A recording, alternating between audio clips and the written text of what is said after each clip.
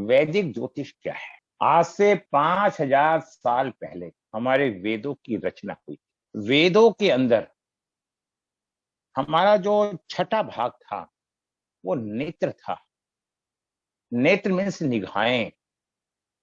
वेदों का जब निर्माण हुआ तो छठे भाव निगाह से ज्योतिष के द्वारा हर चीज का मूल्यांकन कर करके हर बात को कसौटी पे खरा उतार के वेदों के रचयिता व्यास ऋषि जी थे, जो भगवान विष्णु का ही रूप कहलाते। जब हमारे वेदों की रचना हुई और हमने उसमें जो चक्षु थे, नेत्र, ज्ञान, दृष्टि, वो उसका नाम ज्योतिष था। आज ज्योतिष का मतलब ही बदल गया। ज्योतिष को जादूगरी समझने लगे। जो भी कर्म हमने जैसे करे हैं, जिस भी जन्म में करे हैं, कर्मों का फल तो हमें भोगना है। जो संसार में हमने लिया है वो संसार को देना पड़ेगा। ये जो कर्म भूमि है, 9 ग्रह के बारे में आपको 9 दिन के अंदर वैदिक ज्योतिष की मां है। वैदिक का ज्ञान विस्तर था, संस्कृत से था। जिनका सूर्य खराब होता है, मैं आपको बताना चाहता हूं, युद्ध कल भी होते थे, युद्ध आज भी होते हैं। समय समय पे युद्ध के हथियार बदलते रहते हैं। पहले युद्ध ईंट पत्थरों से होते थे और आज युद्ध मिसाइलों से होते हैं। पहले ईंट पत्थर थे, भाले थे, तोप थी, बंदूकें थी, तमंचे थे और आज मिसाइलें हैं। तो युद्ध करने का तरीका नहीं बदला, बदला है तो ढंग बदला है। इसी तरह से एजुकेट ज्योतिष नहीं बदली, ज्योतिष बदला है तो उसके कार्य करने का तरीका बदला है। ये तो मैंने आपको ज्योतिष के बारे में बताया। अब ज्योतिष है क्या? जन्म कुंडली में ज्योतिष उस समय का आकाश का नक्शा है जिस समय मनुष्य का जन्म हुआ। उस समय उस व्यक्ति के ग्रहों की क्या स्थिति थी, जन्म कुंडली के द्वारा ये बातों की जानकारी प्राप्त की जाए। हमेशा हमारे देश में अच्छे बुरे लोगों की संख्या हमेशा रही है। ये जब तक सृष्टि रहेगी रहेगी। अगर इच्छा है तो बुरा भी होगा, बैलेंस बन के जब भी चलेगा। तो जब जो भी हमने कर्म पिछले जन्म में करे हैं, प्रारब्ध करे हैं, अगर हमारा जन्म जब होता है, अगर हमने बुरे कर्म कर रखे हैं तो हमारे ग्रह नीच के हो जाएंगे। उस ग्रह से संबंधित हमारा रिश्ता खराब होगा और हमें नीच ग्रहों में जन्म मिलेगा। और जिस टाइम ग्रह नीच स्थिति में होते हैं उस समय उन व्यक्तियों का जन्म होता है। और यदि हमारे ग्रह अच्छे होते हैं, कर्म अच्छे होते हैं, तो हमारा जब जन्म होता है वो ग्रह उच्च के होते हैं, अपने घर के होते हैं।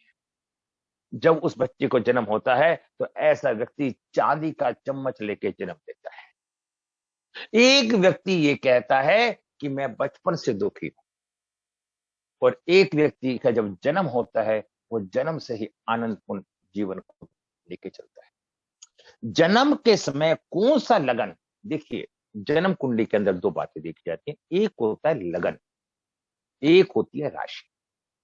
राशि फिक्स होती हैं। काल पुरुष की कुंडली के मुताबिक 1 से लेके 12 राशियां होती हैं, 12 लगन होते हैं, 12 ही राशि होते हैं।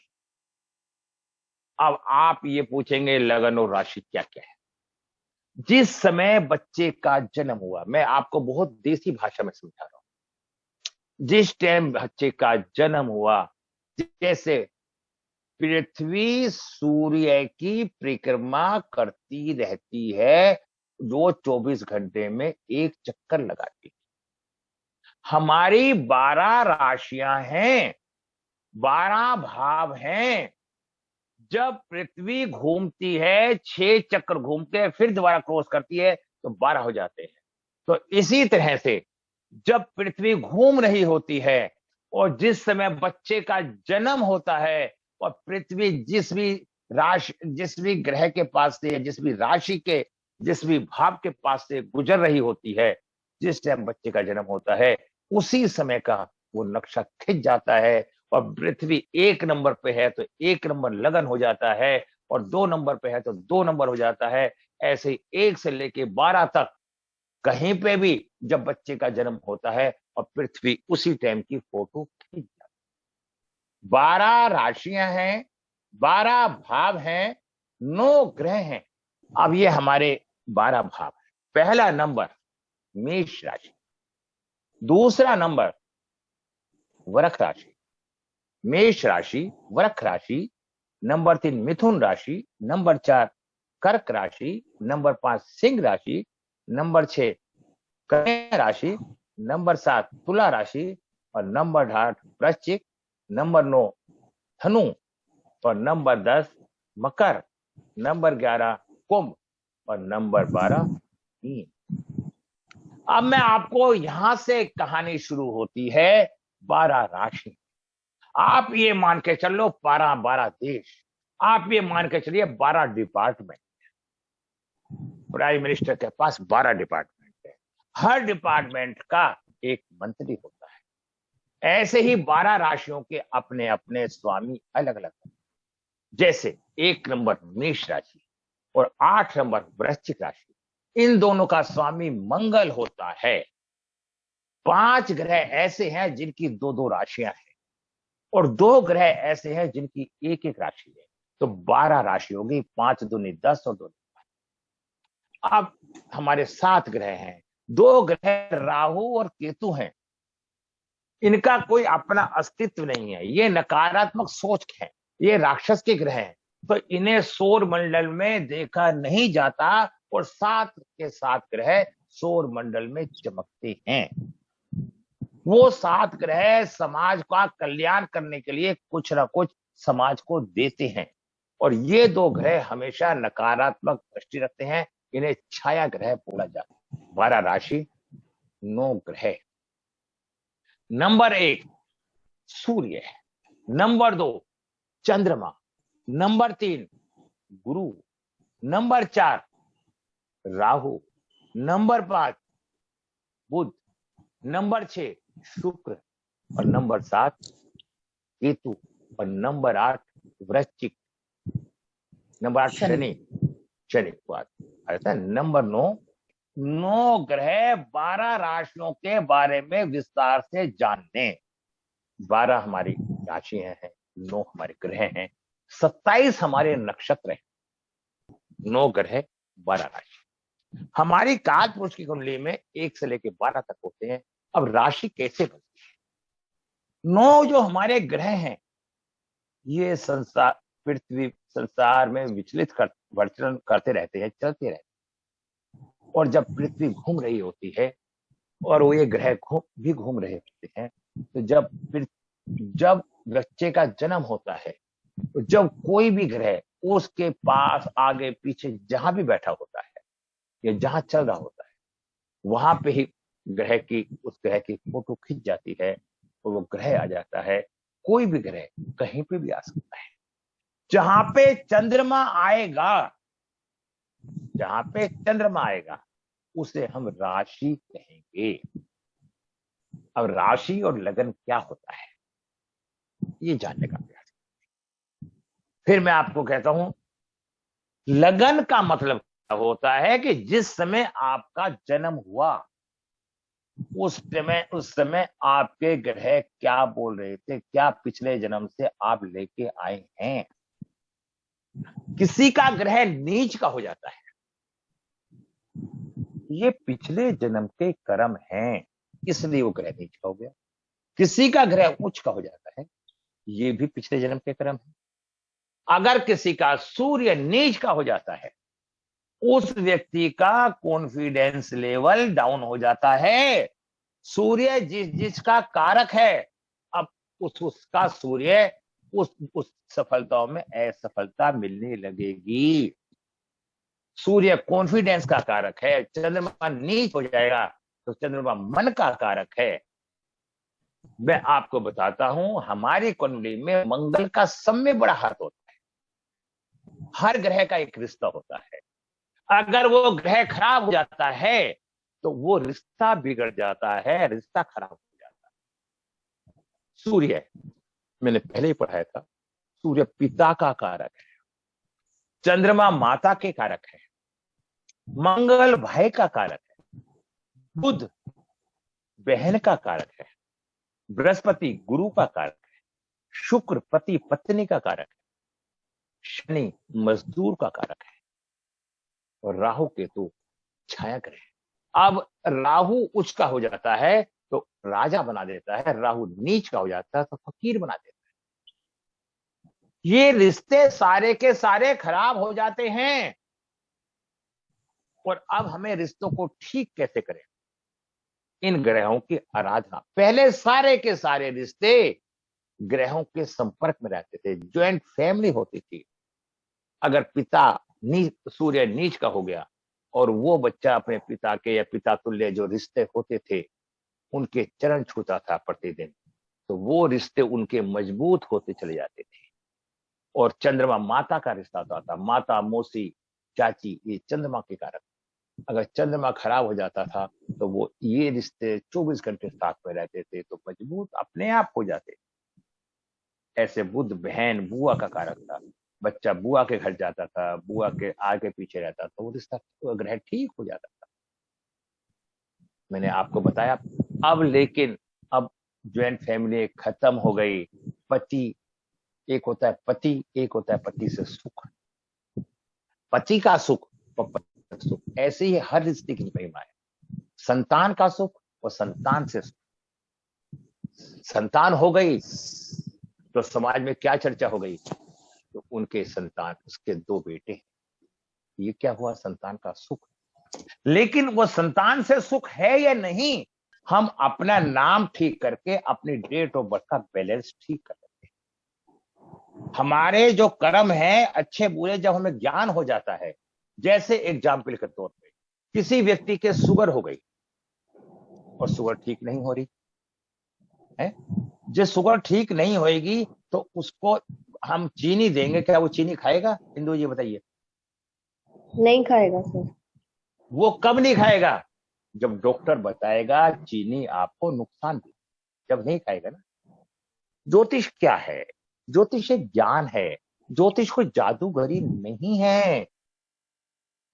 हम आज देखिए, फेस रीडिंग क्या है? चेहरे से बताना, सिग्नेचर की विधि है। सिग्नेचर से आइडिया हो जाता है। मैं बता सकता हूं सिग्नेचर से कौन व्यक्ति जीवन में ऊंचाइयों की तरफ जाएगा। मैं बता सकता हूं लोशो गेट से किस व्यक्ति को सफलता मिलेगी नहीं मिलेगी। कल आप भी बता पाएंगे इस बात, मैं ही नहीं, आप भी बता पाएंगे। ऐसा कोई ज्ञान नहीं कि किसी को ना मिल सके। ये एक वो ज्ञान है जिसे आप जीवन में ऊंचाइयों। अब मैं ये बताना चाहता हूं आपको, नो ग्रह क्या है। ज्ञान कहीं टपकता नहीं है, ज्ञान अनुभव से मिलता है। चाहे वो एजुकेशन का हो, चाहे वो सामाजिक हो, चाहे वो व्यावहारिक हो। लोगों को तो बोलने तक की भी तमीज नहीं। और मैं ये जो, अगर आपको ईश्वर की कृपा बरसानी है, भगवान की कृपा लेनी है, तो भगवान जैसे आचरण को आपको ग्रहण, जिस तरह से 12 डिपार्टमेंट, हर डिपार्टमेंट का मालिक अलग होगा ना, नंबर 1, हर डिपार्टमेंट। उसी तरह हर डिपार्टमेंट में सामान भी अलग अलग होगा ना। हमारा टेम्परेचर 45, 46, 47 तक आ गया, वहां का टेम्परेचर 25, 24, 25, 26। तो जब बच्चे का जन्म होगा, अगर जिस बच्चे का बम्बई में जन्म होगा तो उसके अंदर बम्बई जैसे नेचरों का भाव आएगा या नहीं आएगा? अब जिस भी बच्चे का जिस भी लगन में जन्म होगा, उस बच्चे का उस लगन से संबंधित ग्रह का प्रभाव का वर्चस्व बनेगा। हम बात करते हैं जम्मू कश्मीर। अगर जम्मू कश्मीर में जाए वह 12 महीने ठंडा मौसम होता है, बर्फ होती है। तो वहां की तासीर जो बच्चे की जन्म की होगी वो ठंडी होगी, रंग साफ होगा उस वहां के। और कहीं पूरब साइड में जाए, वहां का रंग काला होगा। आप मेरी बातें समझे नहीं समझे? वहां का रंग क्या होगा? काला होगा। तो इसी तरह से 12 राशियों के अपने अपने एक नेचर होंगे। मेष राशि का नेचर गुस्से वाला होगा, वृक राशि का बच्चा भावुक वाला होगा, और बुध राशि का नेचर व्यापारिक होगा, जिसका जो स्वामी है जो स्वामी का नेचर है, राशि के मालिक है जो ग्रह है, उससे संबंधित नेचर पाया जाएगा। कर्क राशि वाले बच्चा जो होगा शांत चित्त का होगा, और सिंह राशि वाला सिंह लगन वाला क्रोधी स्वभाव का होगा, कन्या राशि वाला स्थिर होगा, और तुला वाला कामुक प्रवृत्ति का होगा, और वृश्चिक वाला गुस्से वाला होगा, और धनु वाला एक तरह से ज्ञानी होगा, आध्यात्मिक होगा, पूजा पाठ में आस्था हो, भगवान में आस्था हो, और मकर वाला रिजर्व नेचर का होगा, धीरे धीरे चलने वाला होगा पर स्थिर चलने वाला होगा, जैसे बकरी। और कुंभ, कुंभ मैंने मटका, और मटके के अंदर हम दूर से देखें तो क्या हम अंदाज लगा सकते हैं कितना पानी है इस मटके में? इसलिए कुंभ लगन वालों का ज्ञान कितना है उसका हमें जानकारी। 12 राशियों के, 12 लगन के, 12 नेचर के बारे में आपके बताया, सब कुछ नहीं बताया। सूर्य ग्रह से हमने तुलना करी, अब हम आपको सूर्य ग्रह के बारे में बताते हैं। और सूर्य किसी भी लगन में 12 भाव होते हैं, 12 इंटू 12 144 तरीके से जाना जाता है। 12 9 ग्रह हैं, सब में पहला सूर्य ग्रह है। तो सूर्य ग्रह का हमारे से क्या संबंध? हम सब लोग ईश्वरवादी हैं, हम सूर्य को भगवान कहते हैं। हम भगवान क्यों कहते हैं सर? क्योंकि पूरा दुनिया को सूर्य शक्ति देते हैं, और हमें पिता का ज्ञान होता है, सूर्य से गुरु का ज्ञान होता है, और हमें शक्ति देते हैं। और हम देखते हैं पूरा दुनिया को सूर्य के उजालों से देखते हैं, और इसी वजह से हम भगवान मानते हैं सर। अब मैं बताना चाहता हूं आपको, जो भी व्यक्ति या जो भी संसार में कोई भी प्राणी, कोई भी व्यक्ति या कोई भी देवता हमें कुछ देता है, हमसे उसके बदले में कुछ लेता नहीं है। और जो संसार को, पूरे संसार को बांटता है, उसे हम देवता कहते हैं। देवता का मतलब देने वाला। सूर्य क्या देता है हमें? प्रकाश, रोशनी। अगर संसार में रोशनी नहीं होती तो क्या सृष्टि चल पाती? क्योंकि सूर्य हमें प्रकाश देता है, प्रकाश से हम देखते हैं, जब हम देखते हैं तो हम काम करते हैं और हमारे अंदर कॉन्फिडेंस होता है। इसलिए सूर्य को हमने पिता का दर्जा दिया, क्योंकि सब में पहले बच्चे को पिता उंगली पकड़ के बाहर चलाना सिखाता है ना। ज्ञान ये ईश्वरी देन है, हमारी अपनी मेहनत। सूर्य, कॉन्फिडेंस, पिता, सरकार।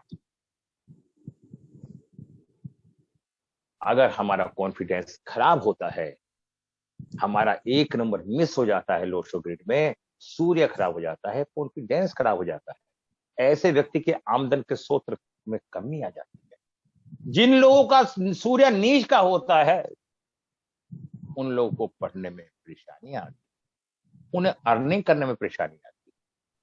सूर्य का अपना कोई अस्तित्व नहीं है। सूर्य देवता है, सूर्य अग्नि पैदा नहीं कर सकता, सूर्य वाटर को पैदा नहीं कर सकता।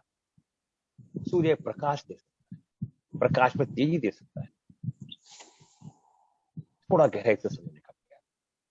जब सूर्य से हमें ये सब चीजें मिलेंगी तो हमारा कॉन्फिडेंस बढ़ेगा। अब जिसके घर में भी सूर्य होगा तो उसके घर में प्रकाश होगा या नहीं होगा? बताइए पहले मुझे। सूर्य के साथ गुरु बैठ जाए तो उस व्यक्ति का ज्ञान प्रकाशवान हो जाता है।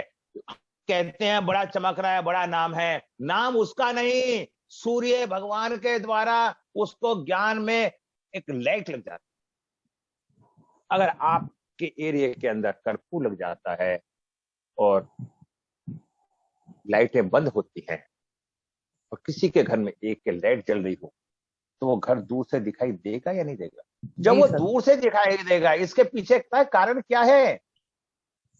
इसके पीछे कारण क्या है कि जब हमने दूर, हम सब क्या कहेंगे? उसके घर में लाइट जल रही है, कहेंगे ना जी। लेकिन उससे कोई लेना देना कुछ नहीं है। वो चमक रहा है ना, उसका मकान गिनती में आ रहा है ना, इसी तरह से जब आदमी पे चमक आती है, उसका नाम होता है, तो सूर्य भगवान की कृपा से ही उस व्यक्ति का नाम होता है, वो चमकता है। और जब सूर्य का प्रभाव खत्म हो जाता है तो रात होते ही अंधेरा हो जाता है ना, सूर्य का प्रकाश खत्म होते ही अंधेरा हो जाता है ना। क्यों हो जाता है? जी क्योंकि सूर्य का प्रकाश खत्म हो गया। ठीक है, सूर्य जी तुला राशि में नीच हो जाता है, क्योंकि वो सूर्य है प्रकाश, और शुक्र जी क्या है? विलासता, अग्नि। जी सूर्य के आगे अगर सूर्य के पास शुक्र आ जाता है, सूर्य के करीब कोई भी कह जाता है, वो जल जाता है। आप मेरी बात जी को समझे? जी या जी जी तो सर। हाँ, अब नीच चलाए। जी अब देखिए, यहां दो बातें आती हैं। जब सूर्य नीच का होता है शुक्र के घर, सूर्य किसका जी कारक है? पिता का। उसके पिता पिता का। से संबंधों में कमी आ जाएगी, पिता की डेथ भी हो सकती है, सरकार से नुकसान भी हो सकता है।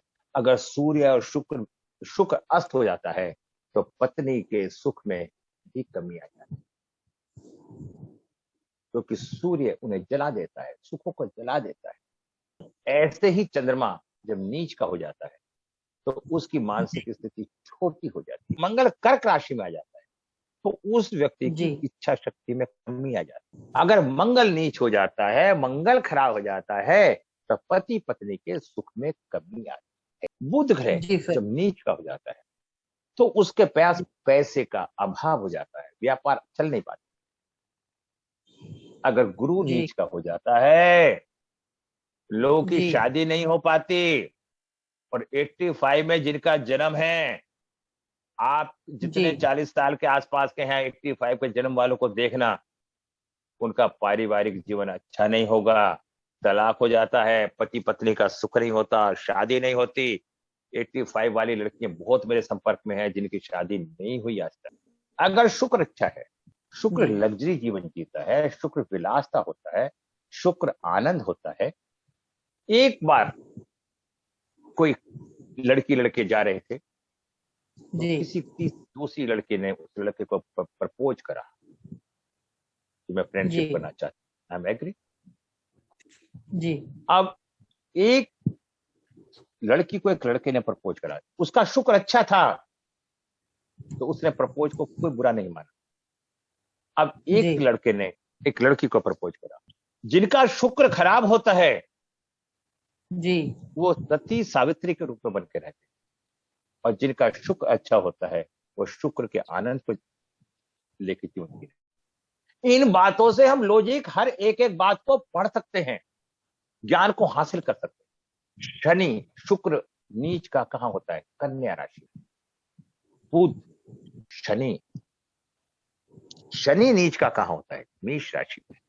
मेष शनि का शत्रु है। अभी मैंने क्या समझाया था? मंगल और शनि की आपस में शत्रुता है, जी उनके अंदर कॉन्फिडेंस कम हो जाता है। राहु केतु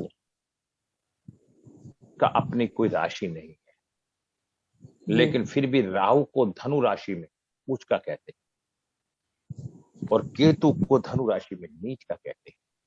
और 9 10 11 12 1 2 3 मिथुन राशि में राहु का उच्च का और धनु राशि में केतु को उच्च का माना जाता है। तो केतु बृहस्पति है का साथ होता है तब केतु शक्ति होती है, तो इनका आपस का संबंध अच्छा रहता है।